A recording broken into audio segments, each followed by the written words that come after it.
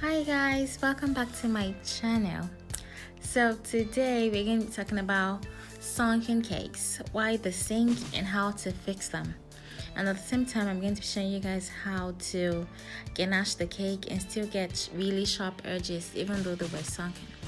So the first thing we're going to do is cut our cakes into slices, and I'm going to show you guys how to fix the sunken parts without wasting any part of the cake. So first thing you do is cut out the top, like the overhanging parts of the top of the cake, and then stuff it into the hole, like the sunken space in the middle of the cake. So I'm going to show you guys how to position this so it doesn't fall apart or so it doesn't break down. But before we go ahead, I'm going to tell you guys the reasons why cakes might sink in the middle. So the first reason is maybe you added too much baking powder or too much baking soda. It means it rose to a particular point, and then at a point the volume of the flour and sugar and whatever it was you mixed together couldn't hold itself in place to stay there, so it sank in the middle because it was too soft in the middle. So another reason is maybe you added too much fluid. This happens to me usually when I bake vanilla cakes, especially vanilla cupcakes. Seriously, when you make cupcakes that look like that because you added too much whatever it was you added, just throw it away because nobody wants to eat that. There is no way of fixing it, and you don't want to give anybody's child that kind of cake to eat. So in the case of cupcakes, just dump them and make new ones. So the third reason is maybe you opened the oven too early. Usually when you're making maybe a cake or a set of cupcakes, it's best usually when you're making cupcakes, it's best you leave the oven till maybe a few minutes to the estimated time of baking before you open the oven to check if it's okay. The same thing with cakes. You shouldn't just open your oven at any time, because every time you open the oven, you're letting out heat from the oven, and the point is to preserve the heat because it's the heat that bakes the cake. So if you let out heat, it means when you close back the oven has to reheat. I don't know if that makes sense. So now that we've sliced and stuffed our cakes, I'm going to show you guys how to position the cakes so they don't fall in the middle, or so it's not slanty or dented. So be mindful that I put the flat side downwards, so the sunken part was facing upward, and I filled it with buttercream. And the next thing I did was to add the next layer, and I filled that with buttercream as well. The next layer I'm going to add right now is also the sunken part, which means the under is sunken, and I turned it upside down. Do you understand?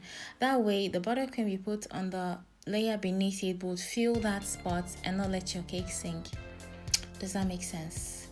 But anyways, every time you stack a cake or you put a cake together, make sure the flat surface is facing up and you fill the spaces as much as possible. So right now, look at that sunken part. We're going to fill it with buttercream. Even though we already filled it with the cake scraps that we cut from the top, we're going to fill this top with buttercream and then put the next layer on it inverted. I'm sure that makes sense, yeah?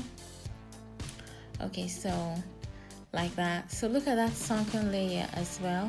I'm going to put it on top inverted. I'm going to turn it upside down. That way the buttercream in this layer is going to fill that space.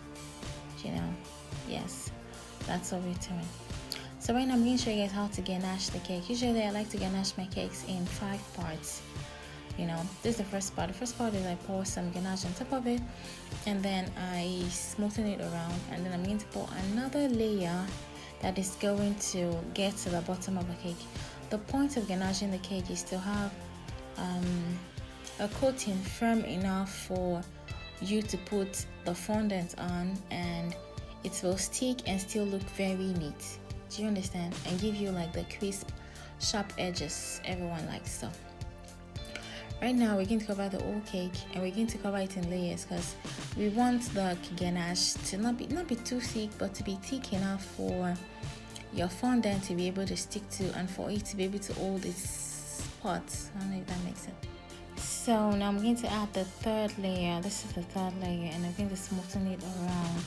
And be mindful, for every time you leave your ganache out, it starts to firm up. So you should warm it up at intervals in the microwave for like maybe 5 to 10 seconds, 10 seconds, so to be easy to work with. That way it's more liquidy and to be easier for you to work with. So now this is the first layer.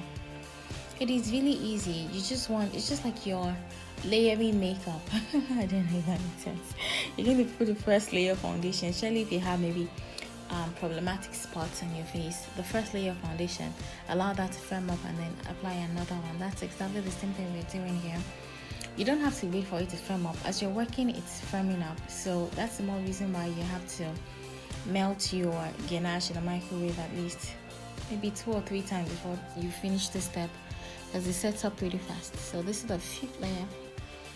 So this is basically just sealing everything and for it to be smooth and nice.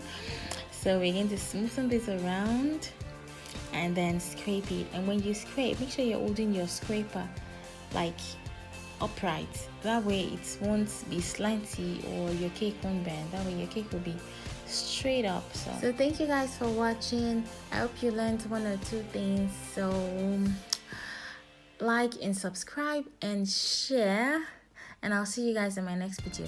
Anywho's, those 2 cakes finally became this cake, this cigarette cake, and this forex cake. Thank you guys. See you next time.